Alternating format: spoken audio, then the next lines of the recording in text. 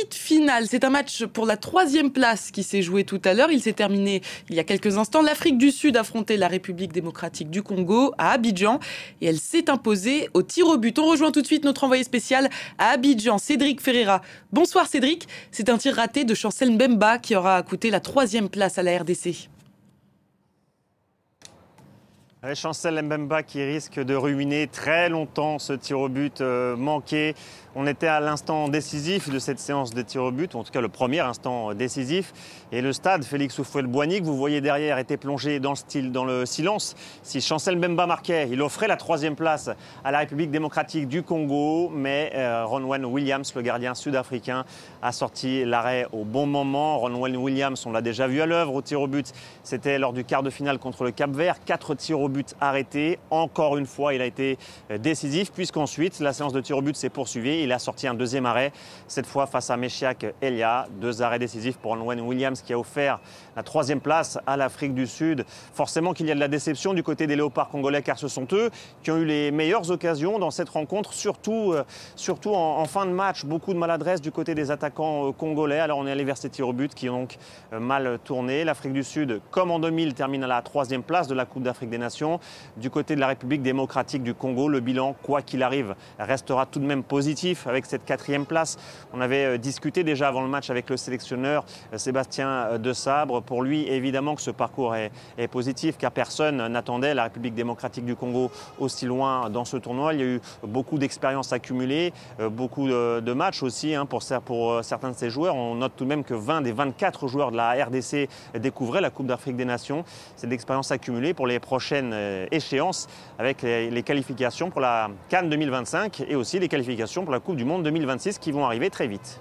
Merci Cédric, on vous retrouvera tout à l'heure. Alors comme l'a souligné Cédric, il y aura eu beaucoup d'occasions, mais aussi beaucoup de ratés du côté des léopards. Mais c'est une constante aussi depuis le début de la compétition, parce que c'est vrai que sur le plan du jeu, il y a eu des bonnes choses de la part des Congolais depuis le début de cette compétition. Je pense au match contre le Maroc, il y a eu un très bon match contre la Guinée. Là encore, ils peuvent avoir des regrets sur cette rencontre, ce sont eux qui se sont procurés les meilleures occasions, mais un manque d'efficacité devant, très clairement, qui les empêche évidemment de remporter cette 3e place, parce que sinon il y avait un contenu qui était très très intéressant pour cette RDC.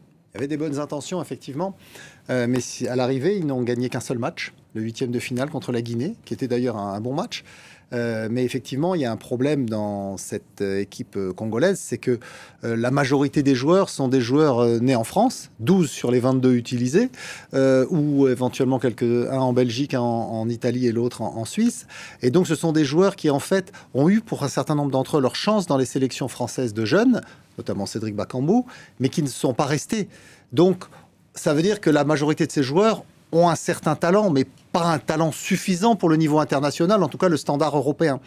Donc du coup, ils ont cette possibilité d'aller jouer pour la RDC. Ils le font avec beaucoup de cœur et de conviction, il n'y a pas de doute là-dessus.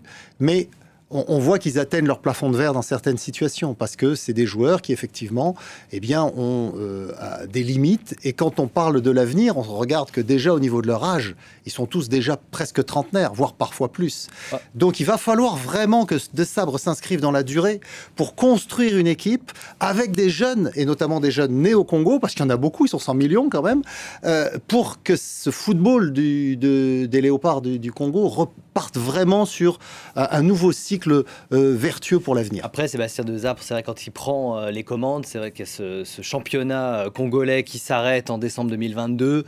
Il doit faire aussi appel justement à ces joueurs qui ne jouent pas et n'évoluent pas dans ce championnat congolais. Évidemment, il veut faire appel à des joueurs qui jouent dans leur championnat. Donc c'est pour ça aussi qu'il intègre ce 109 dans son équipe.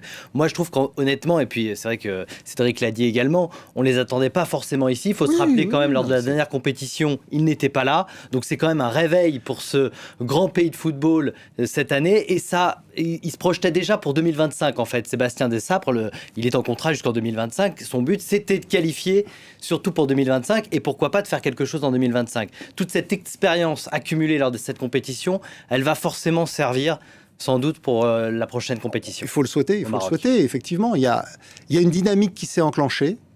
Il faut qu'elle soit transformée avec beaucoup de jeunes qui soient intégrés à l'avenir. Parce qu'effectivement, ce qu'expliquait très bien François Pinet, c'est un vrai souci. Quand vous n'avez pas de championnat local, que la plupart des joueurs congolais sont obligés d'aller jouer dans les pays voisins, en Tanzanie, en Zambie ou ailleurs. C'est des problèmes de moyens financiers, voilà, c'est à cause de ça qu'il s'était arrêté. Oui, enfin, il y a beaucoup d'argent, mais il est mal utilisé.